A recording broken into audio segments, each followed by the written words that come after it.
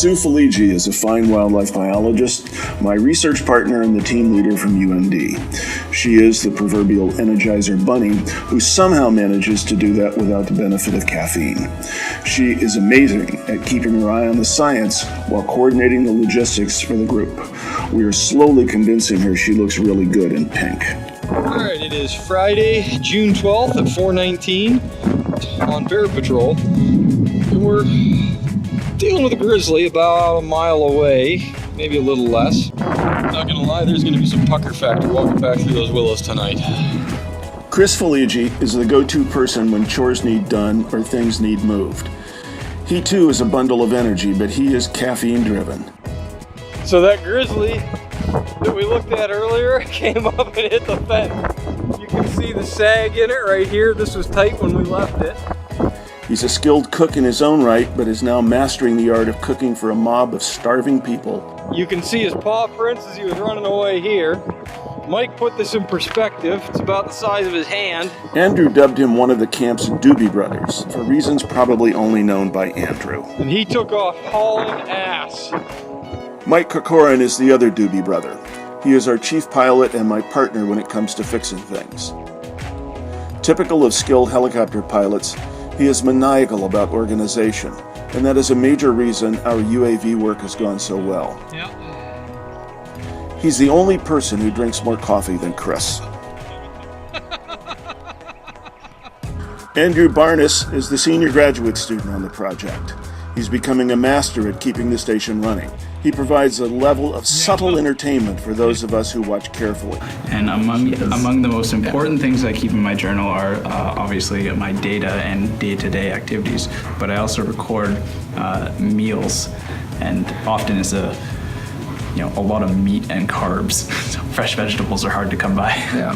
He is hardcore when it comes to getting the science done and done correctly. For some odd reason, he's very proud of his dainty feet. Sam Hervey is the new Andrew in training. He is of the Chris mold of moving heavy loads through tough terrain with no complaints. He only needs a bit of, I would call it end-of-day encouragement with promises of the snack of the evening. Chris is fun anywhere, but he likes pranks. Andrew's big thing is he loves Pop-Tarts. So Susan brought up, I don't know, like a box of 24 Pop-Tarts or something like that. And just to screw with Andrew, he would eat a Pop-Tart and stuff the wrapper in Andrew's coat pocket every day and just let them accumulate. I don't even know if you ever found them or not. He is the one person in camp who's always smiling. Yeah. Or is that really a sly grin? Okay, everybody stay clear. 3, 2, 1, launch! Time of launch, time to take off. This project certainly ranks among the most satisfying projects that I've worked on, and I've been flying aircraft of different types, manned and unmanned, for now over 25 years. And as much as everyone likes to watch the aircraft fly and the media takes pictures of it and people believe that's what unmanned systems are or drones are, the aircraft really means almost nothing when it comes down to it. The real information is driven by the sensors. You could easily see on the imagery goslings, baseball-sized objects, all the way through the park area that we had covered. Without question, non-rated pilots can fly these systems just as professionally, frankly, if not more so than historically trained pilots that come from manned flying. These folks did a fantastic job.